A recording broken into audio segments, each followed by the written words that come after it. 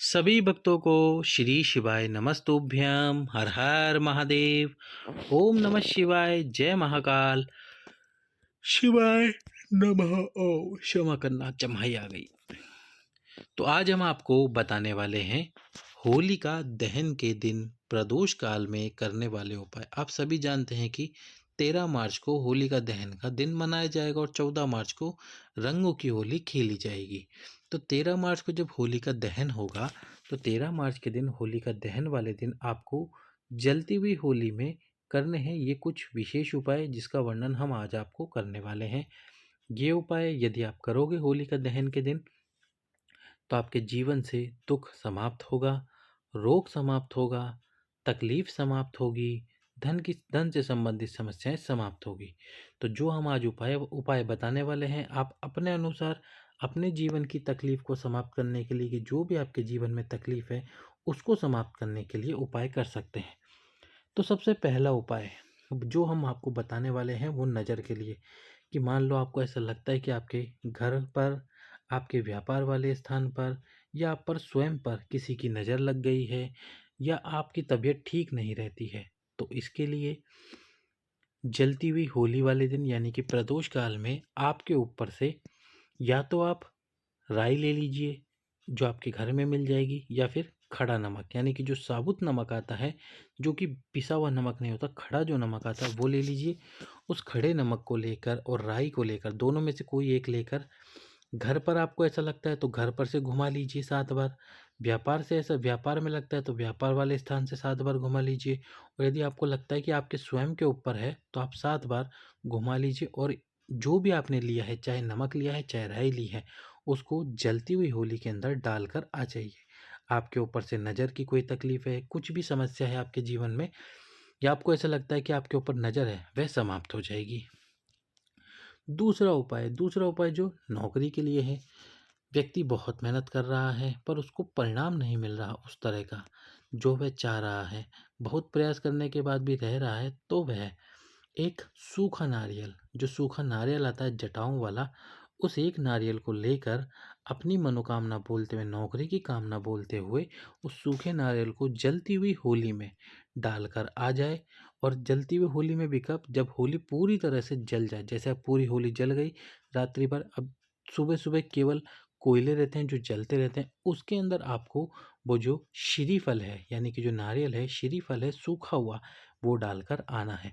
उसको रख कर आना है अपनी कामना करते हुए, और साथ में भगवान शंकर के शिवलिंग पे एक कलश जल प्रतिदिन चढ़ाना है। केवल 5 मिनट लगेंगे, एक कलश जल चढ़ाकर ज़रूर आए अपनी कामना बोलते हुए। तीसरा उपाय, यदि आपको ऐसा लगता है कि आपके घर में गृह कलेश है, यानी कि छोटी छोटी बातों पर घर में झगड़े हो जाते हैं, छोटी सी बात पर लड़ाई हो जाती है, तो आप अपने घर में से जौ ले लीजिए और साथ में ले लीजिए गेहूं का आटा। जौ और गेहूं का आटा ले लीजिए। ये जो जौ लेने हैं आपको, ये साबुत लेने हैं। अपने घर में से घुमाकर, पूरे घर में से गेहूं का आटा और जौ घुमाकर थोड़ा थोड़ा सा लेना है आपको। अपने पूरे घर में घुमाकर जलती हुई होली के अंदर डालकर आ जाइए, यदि आपको ऐसा लगता है कि घर में गृह कलेश है।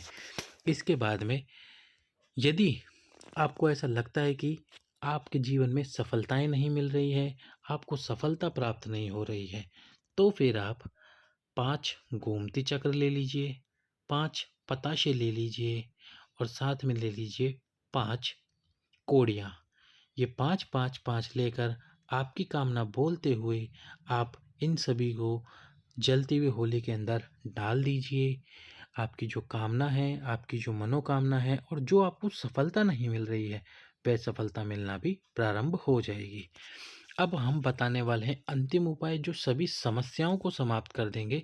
चाहे आपके जीवन में समस्या कैसी भी हो, चाहे आपके जीवन में तकलीफ कैसी भी हो। ये उपाय है जीवन की परेशानियों को समाप्त करने के लिए, घर में यदि कोई क्लेश चल रहा है उसको समाप्त करने के लिए, घर में यदि कोई तकलीफ है उसको समाप्त करने के लिए, यदि आपको सफलता नहीं मिल रही है उसको समाप्त करने के लिए, आपकी मनोकामना पूर्ण नहीं हो रही उसके लिए, या धन की कोई भी समस्या चल रही है उसके लिए। इसमें आपको क्या करना है, सबसे पहले तो पहले नंबर पर इसमें आपको 5-6 वस्तुएं लेनी। पहले नंबर पर लेना है साबुत धनिया।